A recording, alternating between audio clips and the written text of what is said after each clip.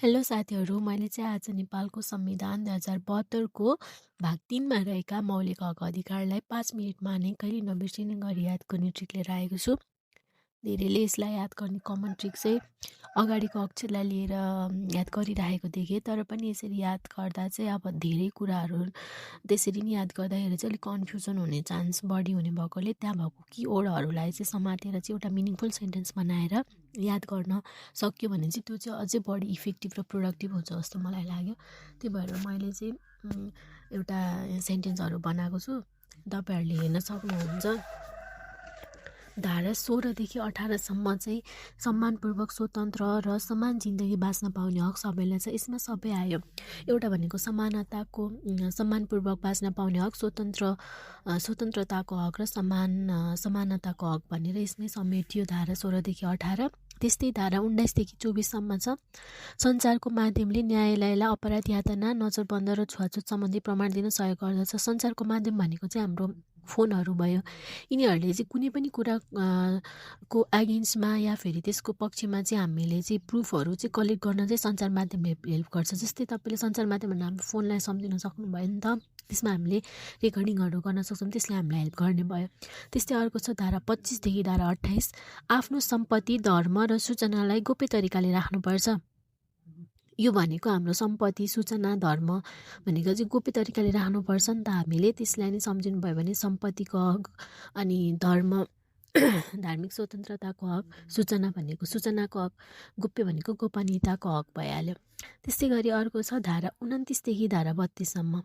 शोषण विरुद्ध आवाज उठाउनलाई स्वच्छ वातावरणमा गहिरो शिक्षासँगै भाषा संस्कृति पनि बुझ्नुपर्छ। कुनै पनि कुराको पक्षमा वा विपक्षमा बोल्नको लागि चाहिँ हामीले चाहिँ त्यसको उसमा गहिरो शिक्षा पनि लिनुपर्छ। अनि कहीँ गइरहेको छ भने त्यसको भाषा संस्कृतिहरू पनि बुझ्नुपर्छ। सबै कुराको नलेज हुनुपर्छ नि त। अनि त्यो सबै नलेजहरू लिनको लागि चाहिँ स्वच्छ सफा वातावरण छ, यस्तो छ भने हामीलाई सजिलो हुन्छ। त्यही भएर यसमा पनि तपाईँले धारा 29 देखि धारा 32 सम्म सजिलै याद गर्न सक्नुहुन्छ रिलेट गरेर। त्यस्तै छ अर्को धारा 33 देखि धारा 37। रोजगारी र श्रम गर्नेलाई स्वास्थ्य, खाद्य, आवासको कमी नहुने गरी स्यालेरी दिनुपर्छ। हामीले कुनै पनि काम गरिरहेको छौँ भने हाम्रो त्यो बेसिक निड्सहरू, स्वास्थ्य, खाद्य, आवासहरू नहुने गरी स्यालेरी पाउनुपर्छ नि त हामीले। मैले त्यसरी रिलेट गरेको छु। यसमा रोजगारीको हक अनि श्रमको हक, स्वास्थ्य सम्बन्धी हक, खाद्य सम्बन्धी हक, आवासको हक यसमा नै समेटियो। त्यस्तै गरी अर्को छ धारा 38 देखि धारा 43। महिला, बालबालिका, दलित, ज्येष्ठ नागरिकलाई समाजले न्याय र सुरक्षा दिनुपर्दछ। यसमा हेर्नु, यो भनेको हामीले चाहिँ न्याय र सुरक्षा दिनुपर्ने खालका वर्गका मान्छे समेटिएका छन्। त्यही भएर यसलाई पनि एकदमै सजिलो गरी रिलेट गर्न सक्नुहुन्छ। महिला सम्बन्धी हक भयो, बालबालिकाको हक, दलितको हक, ज्येष्ठ नागरिकको हक, सामाजिक न्यायको हक, सामाजिक सुरक्षाको हक, अनि यतिमा याद भइहाल्यो। अर्को छ धारा 44 देखि धारा 48। यो चाहिँ अलिकति झिकझ्याकवाला छ, त्यही पनि तपाईँले बुझिहाल्नुहुन्छ।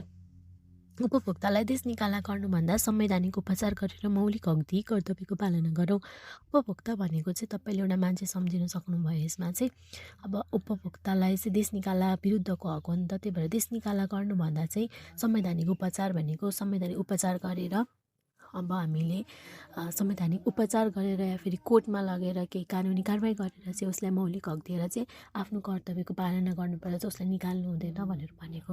तपाईँहरूलाई कस्तो लाग्यो भिडियो, इफेक्टिभ छ कि छैन, लाइक कमेन्ट गर्न नबिर्सिनु होला। सब्सक्राइब पनि गरिदिनु यस्तै अरू भिडियोको लागि। Thank you.